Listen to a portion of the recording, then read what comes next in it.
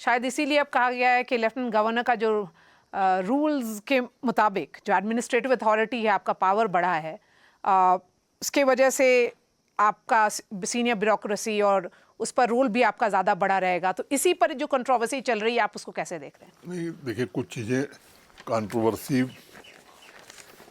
खड़ी करने के लिए की जाती हैं। आप एनडीटीवी की सीनियर जर्नलिस्ट हैं।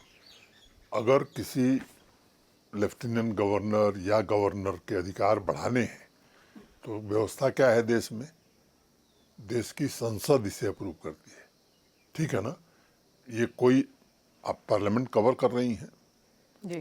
कभी ये बिल आया पार्लियामेंट में?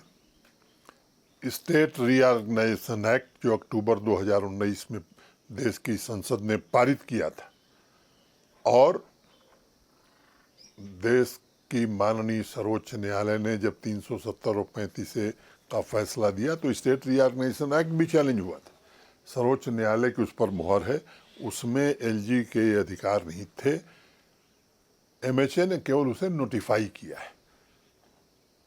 क्लियर हो गया होगा, मैं समझता हूँ आपको भी और जो लोग सुन रहे होंगे। एक दूसरी बात मैं कहना चाहता हूँ, अधिकारों के चक्कर में किसी को पढ़ने की जरूरत नहीं है।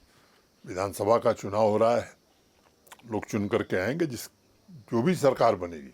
मैं इनको आश्वस्त करना चाहता हूं और मैं उम्मीद करता हूं कि चुनी हुई सरकार का उद्देश्य क्या होगा? Peace, prosperity, development, transparency, employment generation, यही होगा ना?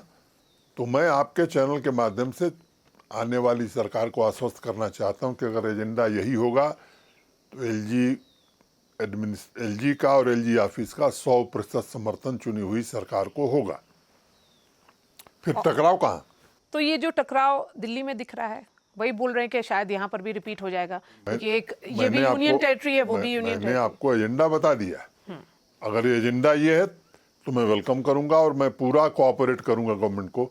जितने कदम गवर्नमेंट चलेगी उससे एक कदम कम रहूं मैं, ऐसा नहीं करूंगा। जरूर उतने चलने की कोशिश करूंगा ताकि शांति, सुरक्षा, समृद्धि, रोजगार के अवसर यहाँ उपलब्ध हो।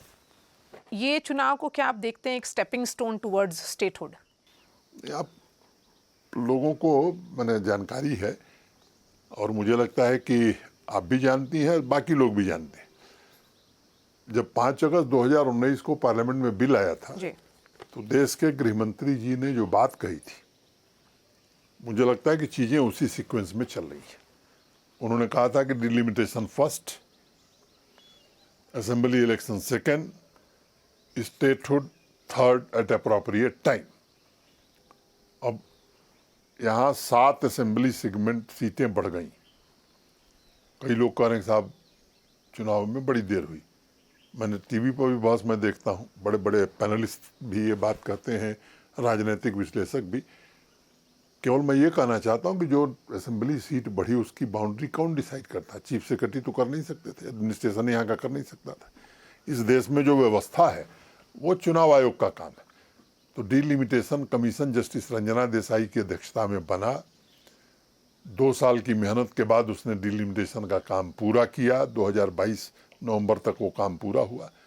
अब 7 साल पुरानी वोटर लिस्ट थी, तो 7 साल में तो बहुत सारे लोग, 11 साल के लोग मतदाता हो गए। उनका नाम जुड़ना चाहिए कि नहीं जुड़ना चाहिए? उसके बाद चुनाव लायक परिस्थिति बनी। भारत के निर्वाचन आयोग ने यह समझा कि लोकसभा के साथ नहीं कराएंगे, लोकसभा के बाद कराएंगे, और चुनाव हो रहे हैं। स्टेटहुड का जहां तक सवाल है, जो बात संसद में कही जाती है, आप तो उसकी गंभीरता समझती हैं। इट्स एन अश्योरेंस और it will be given at appropriate time. प्रधानमंत्री जी अभी 21 जून को यहाँ आए थे योगा दिवस के अवसर पर, तो उस दिन भी उन्होंने कहा कि जल्द चुनाव होंगे और यहाँ के लोगों को राज्य का दर्जा दिया जाएगा।